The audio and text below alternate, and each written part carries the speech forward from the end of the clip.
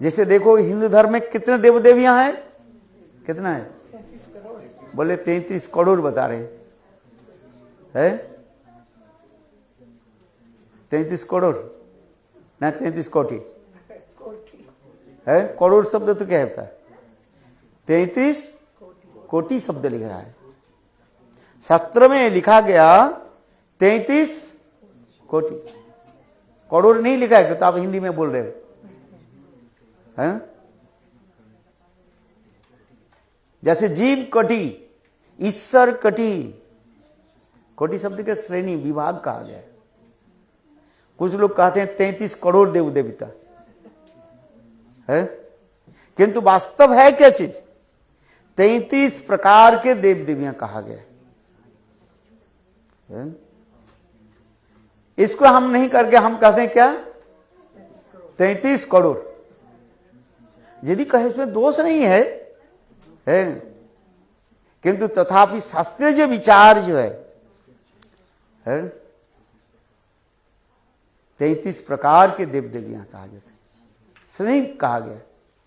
जैसे ईश्वर कटी, जीव कटी, कटी माने श्रेणी कहा जाता है, विभाग, क्लासिफिकेशन दिखा रहे हैं।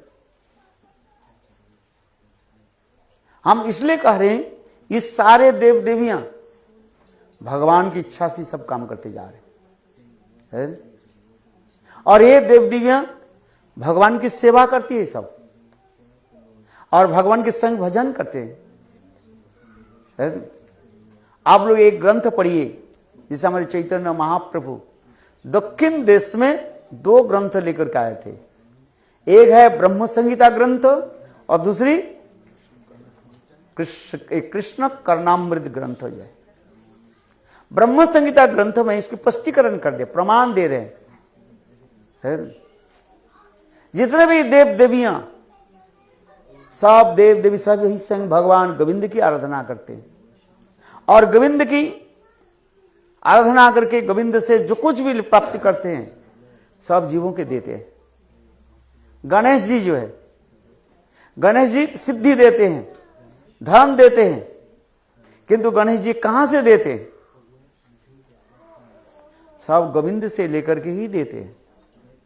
प्रणाम समय, जब गणेश जी गोविंद की जब आराधना करते, स्तुति आदि करते हैं, और स्तुति करते करते स्वयं गणेश जी गोविंद के दोनों चरण के जो है अपने कांध पर धारण कर लेते हैं, और वही गोविंद सारे वस्तु के गोविंद गणेश को दे देते हैं,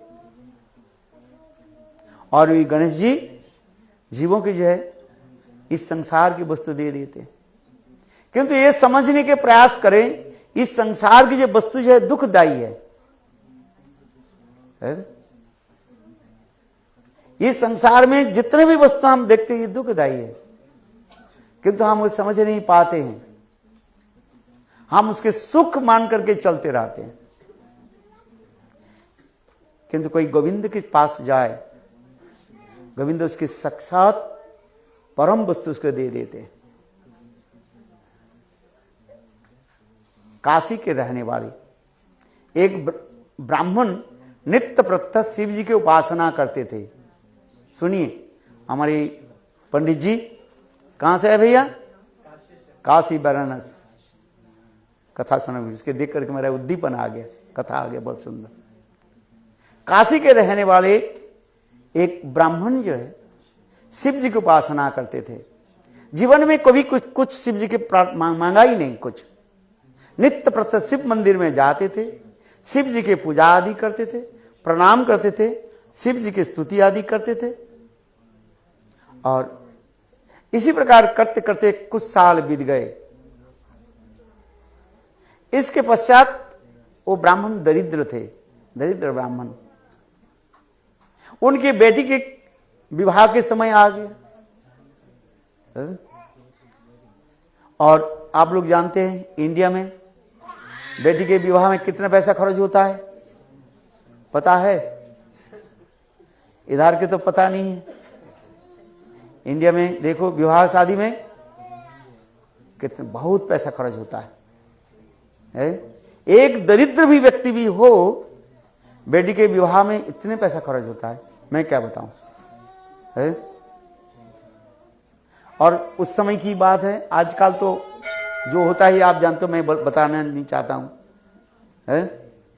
मन चाहिए जैसे, बोले वृंदावन बिहारी लाल की जय है। किंतु हमारी भारतीय सभ्यता संस्कृति का आप तो जानते हैं। पंडित जी ठीक बोल रहे कि नहीं? एकदम पक्का बोल रहा हूं है। संस्कृति का विकृति होती जा रही, आपने सत बताया। संस्कृति क्या होती जा रही? विकृति है। क्यों हम अयोध्या के छोड़ दे? अयोध्या की का संस्कृति है। और ये अयोध्या के जो हम छोड़ देते हैं तब क्या हो जाता है? विकृति। संस्कृति के जब हम छोड़ देते हैं तब वो क्या आ जाता है? विकृति आ जाता है। चलिए, वो ब्राह्मण, दरिद्र ब्राह्मण अपने बेटी के साथ विवाह के लिए कुछ धन मांगा। शिव जी के बोले, महादेव मेरे बेटी के विवाह के लिए आप कुछ धन दे दिए। शिव जी इसके ऊपर कृपा कर देते ना, मैं क्या बताऊं। शिव जी बोले, देखो एक काम करो, तुम वृंदावन में जाओ और वृंदावन में जमुना के तट पर, वहीं पर मदन घेरा एक स्थान है। कौन से घेरा? मदन घेरा, मदन मोहन टेम्पल वहीं पर है। वहां पर एक संत महात्मा रहते हैं, उसके नाम है सनातन गोस्वामी। क्या नाम बताया? याद रखना सब। क्या बताया? ब्राह्मण के नाम सनातन गोस्वामी है।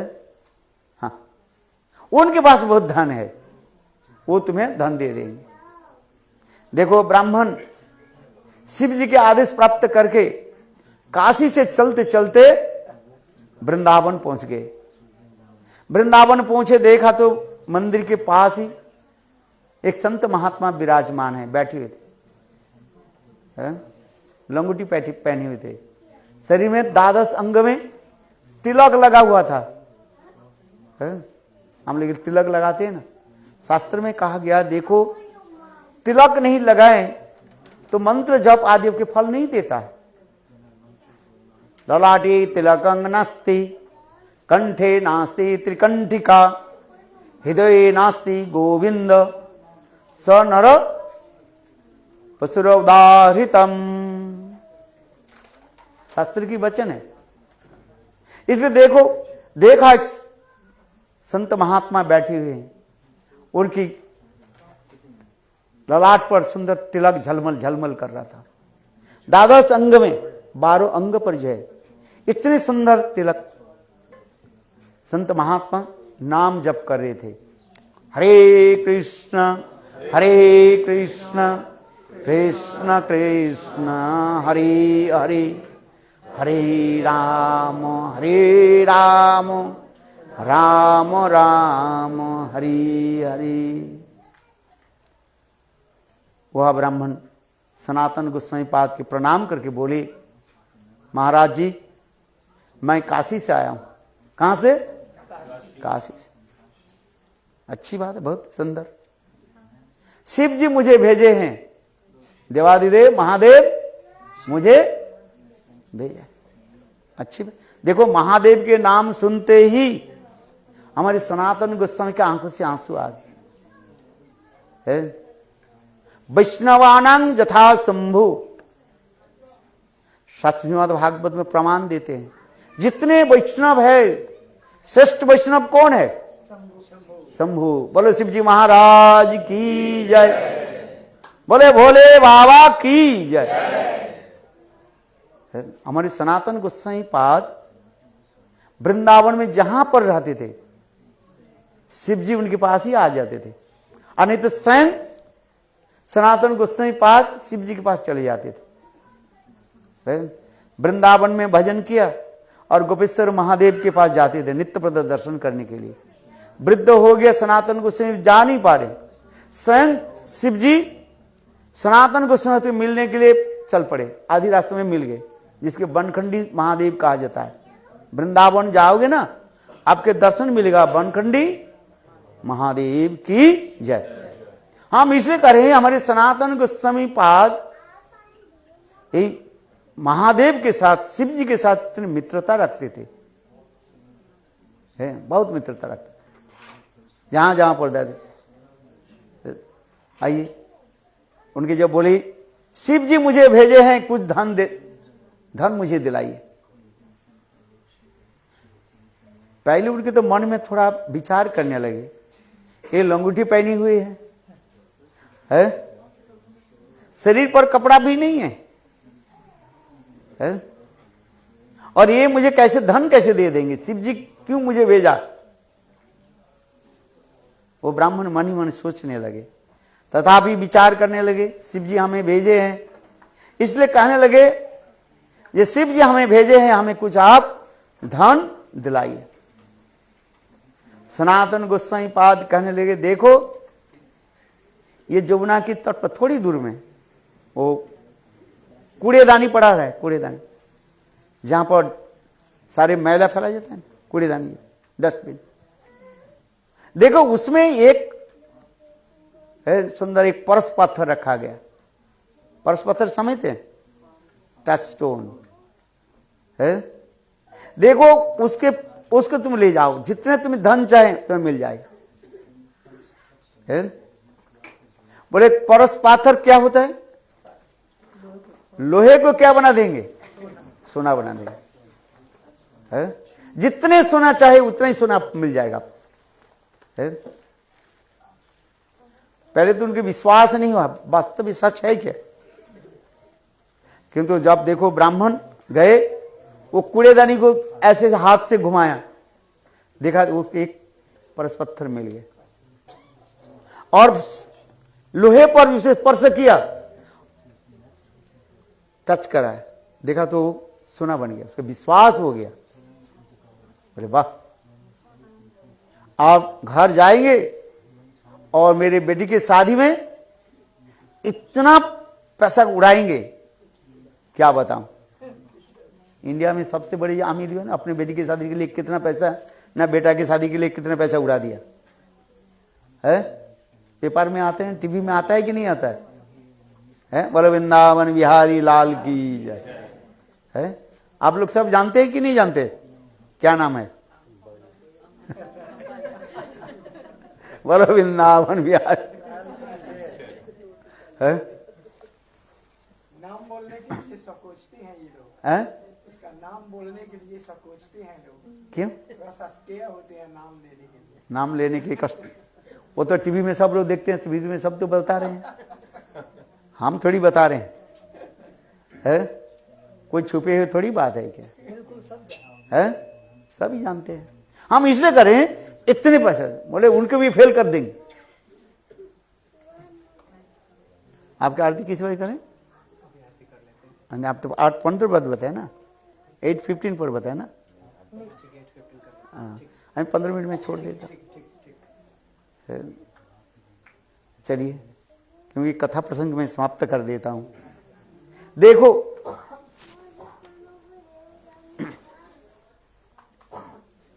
चलने लगे, वो परस पत्थर के लेकर के अपने घर की तरफ चलने लगे। चलते चलते मन में एक उनकी भावना आई, ये बाबा जी लंगड़ी पहन करके भजन कर रहे हैं, और ऐसे बहुमूल्य बड़े बड़े राजा को भी लालसा रहता है किसी के परस पत्थर मिल जाए है, और ऐसे बहुमूल्य परस पत्थर के कूड़ेदानी में डाल दिया। कहां डाल दिया? तो कौन सा धन के लिए भजन कर रहे हैं, है कि नहीं है? ये उनके मन में भावना आई। इसकी कहा जाता है ठाकुर जी की कृपा, महादेव की कृपा है। फिर वो लौट करके आ गए ब्राह्मण, आकर के सनातन गोस्वामी पाद के बताया, ये आप ये बताओ मुझे, ऐसे महामूल्य परस पत्थर को आप फेंक करके कौन सा धन के लिए आप भजन कर रहे हैं, क्या मिलेगा आपको है?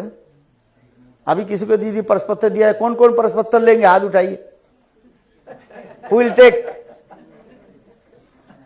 सब शर्म आ रहे, नहीं लेना नहीं है, क्यों? कह रहे दोनों दो चाहिए, एक नहीं। अरे हमारे भक्ति सिद्धांत सरस्वती प्रभुपाद कहते थे यदि मेरे पास धन हो जाता मैं ये एरोप्लेन खरीद लेते।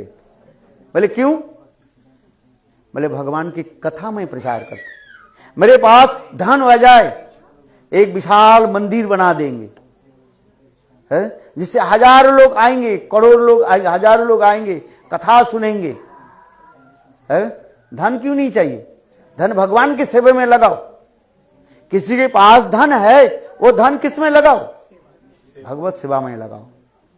दरिद्र के भोजन कराओ। है धन यदि भगवान की सेवा में नहीं लगाया, धन इकट्ठा करके रख दिया तो एक दिन चोर चोरी करके लेकर चले जाएंगे, और गवर्नमेंट के पत्ता लगा तो सारे उठा करके ले जाएंगे। टैक्स लगा देंगे कि नहीं लगाएंगे? है? तो धन यदि किसी को प्राप्ति हो वो धन किस में लगाओ?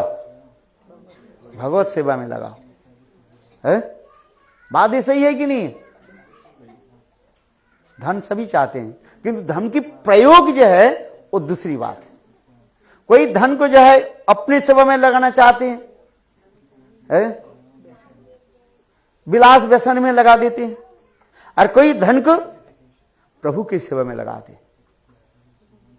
देखो हम इसलिए कह रहे हैं सनातन को, वही आकर के पूछने लगे ये आप कौन सा धन के लिए आप भजन कर रहे हैं? और ऐसे बड़े बड़े राजाओं के इप्सित जो धन जो है परस पत्थर, और उसके आप कूड़ेदानी में डाल दिए।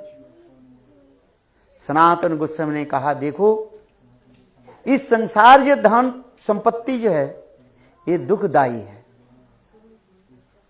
ये दुख देने वाला है सब। किंतु हम जिस धन के लिए मैं भजन कर रहा हूं उसको तुम बताते हूं, सुनो। बोले कौन सा धन के लिए आप भजन कर रहे हैं?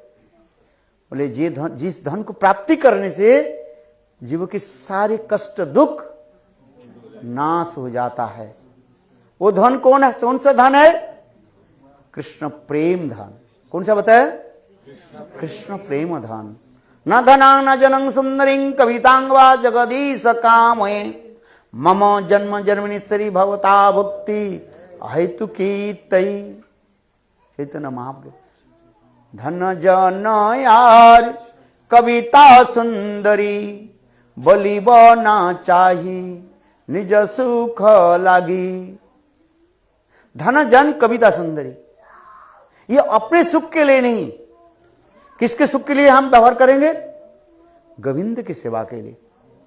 है यदि गोविंद की सेवा में हम लगाया तो धन हमारे काम में आए, और अपने पैसा को उड़ा दिया तो फायदा क्या हुआ?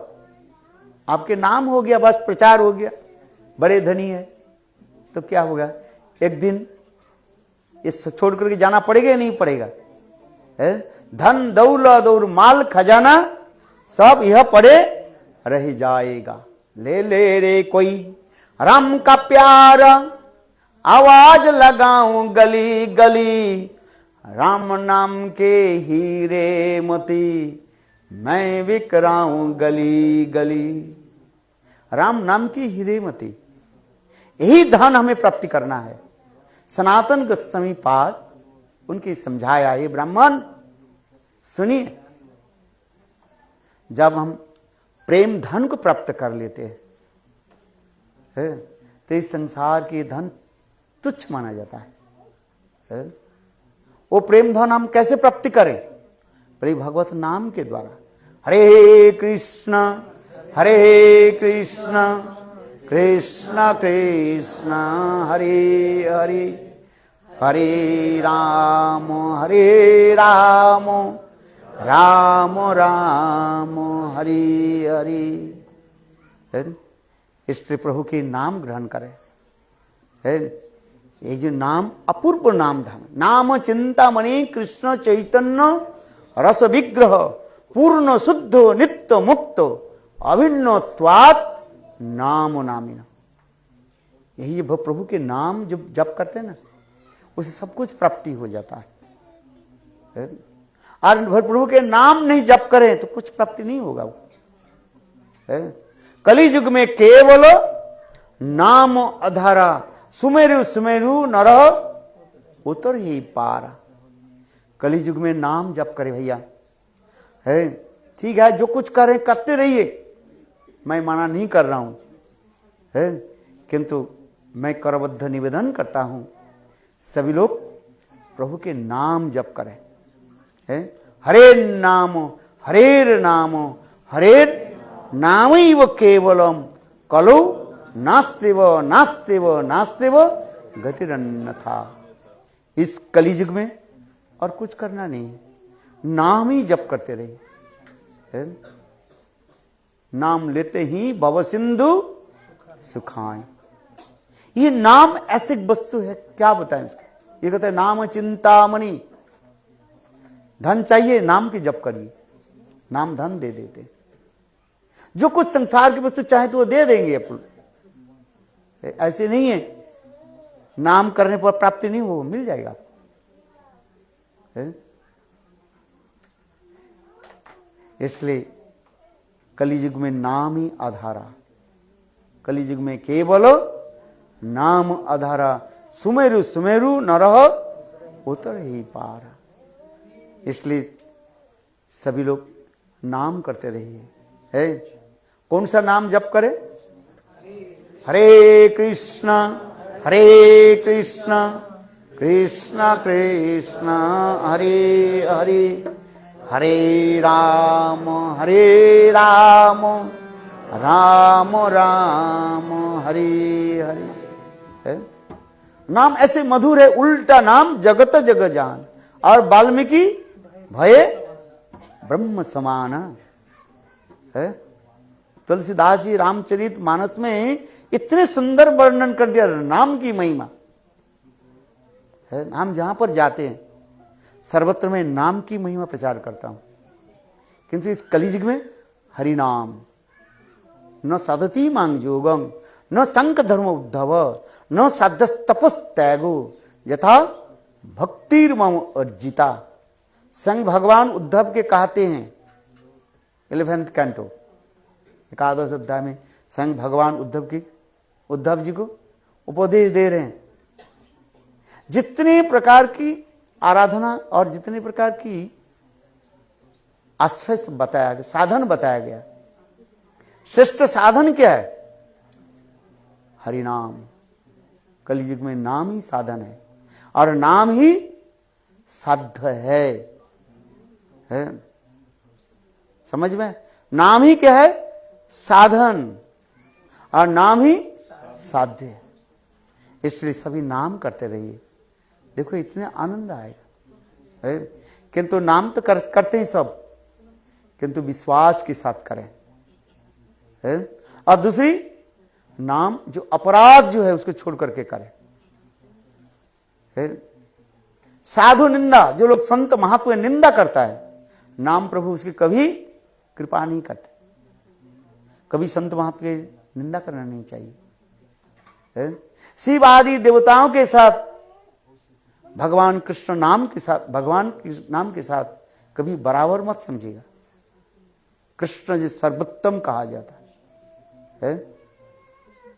भगवान कृष्ण जो है वो सर्वोपरि में है, सर्वोपरि कहा गया था, है? सब एक बराबर आसन में नहीं बैठते हैं। एक राष्ट्रपति और एक नीचे काम करने वाले सब एक बराबर आसन में नहीं बैठता है। अपने अपने आसन पर उनके स्थान देना चाहिए। इस कहते हरि रे वो सदा देव देवी को कहीं निंदा न करें और यथायथ उनके सम्मान करें। और तीसरी गुरु अवज्ञा है, गुरु अवज्ञा, गुरु के प्रति असम्मान करना।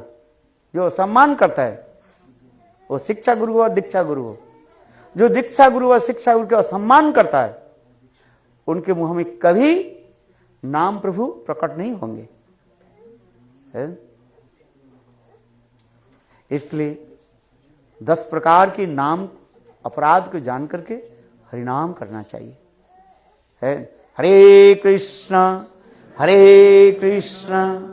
कृष्ण कृष्ण हरे हरे हरे राम राम राम हरे